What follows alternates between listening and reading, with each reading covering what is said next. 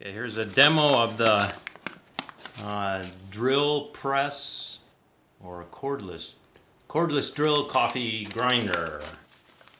Here we have the coffee. Okay, we have it at a preset grinding speed for the current moment.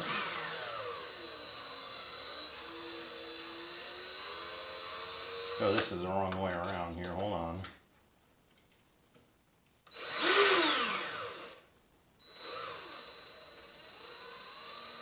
Adjust the nuts, get a grinding speed.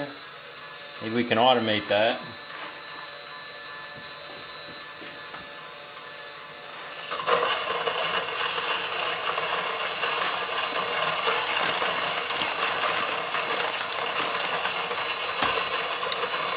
The idea is to eventually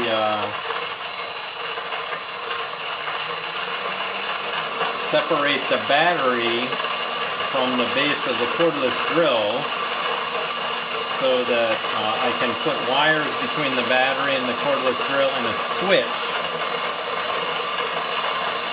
so that I can just turn it on with a switch. This will be adjusted to a certain speed or the speed of the grind, and the idea is to make a hopper to feed so much coffee in. And that's all she wrote.